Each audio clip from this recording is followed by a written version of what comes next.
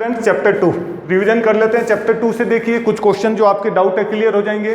3 अगस्त के बाद में जो भी आपके फर्स्ट टर्म यदि होता है तो उसमें आपके पास मल्टीपल चॉइस क्वेश्चन आपको दिए जा सकते हैं। मल्टीपल चॉइस क्वेश्चन देखिए जो बनते हैं इसमें सबसे पहले पोलिनोमियल की जो डेफिनेशन है उससे रिलेटेड हम दे सकते हैं। Polynomials and algebraic expression which contain non negative integral power, यानी जो भी आपके पास एल्जेब्रिक एक्सप्रेशन यानी पोलिनोमियल जो गिवन है उसके ऊपर वेरिएबल के ऊपर जो पावर है वो होल नंबर में होना चाहिए। वेरिएबल के ऊपर पावर नेगेटिव नहीं होना चाहिए और पावर 1/2 3/4 यानी जो आपके पास वेरिएबल है वो रूट में भी नहीं होना चाहिए। तो देखिए जैसे मैंने आपको एग्जाम्पल के लिए दिया, फर्स्ट क्वेश्चन मेरा आपसे मैंने कहा पोलिनोमियल एक्स मैंने आपको दिया 3x² - 2 और आपसे मैंने पूछा is it polynomial in one variable, आप कहेंगे yes it is polynomial in one variable.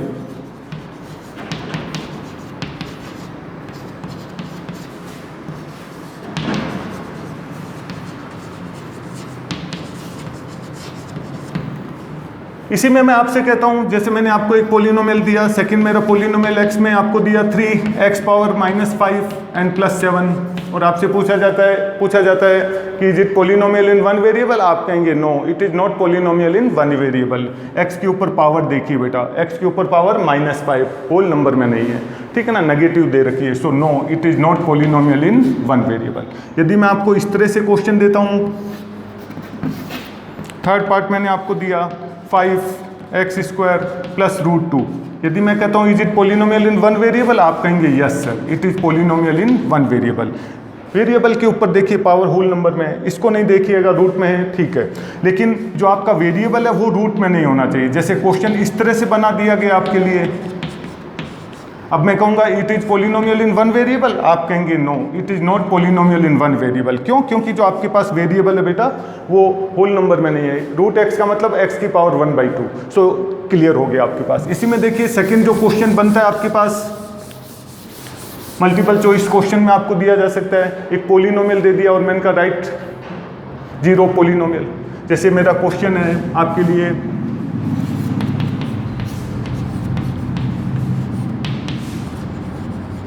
Find 0 polynomial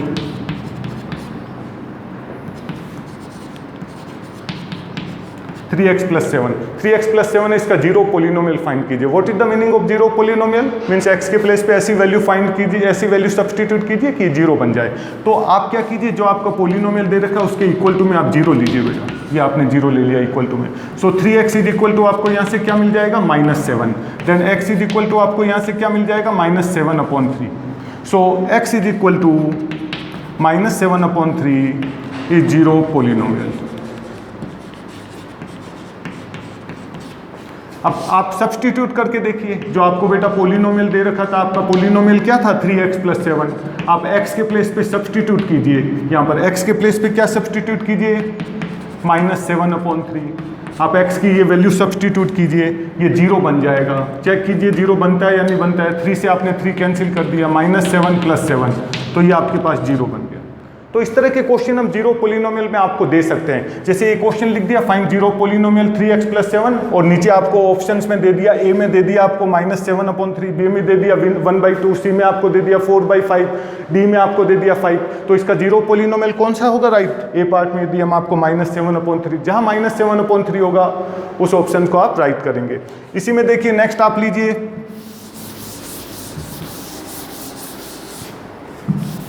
मेरा क्वेश्चन है फाइंड 0 पोलिनोमियल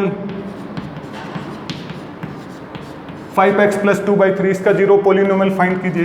तो आपने लिया 5x + 2/3 is equal to 0, then 5x is equal to आपको क्या मिल जाएगा -2/3, then x is equal to आपको क्या मिल गया -2/3 मल्टीप्लाई में 5, नीचे डिवाइड में 5 आ जाएगा, मल्टीप्लाई में 3 के साथ ये डिवाइड में चला जाएगा। सो x इज इक्वल टू आपको मिल गया -2/15। सो -2/15 इज 0 ऑफ पोलिनोमियल। और यदि आप यहाँ x के प्लेस में -2/15 सब्सटीट्यूट करेंगे तो ये 0 बन जाएगा। करके देखना चाहते हो? करके देख लीजिए। आपने कहा सर करके बताइए। तो पोलिनोमियल x आपके पास क्या है 5x + 2/3।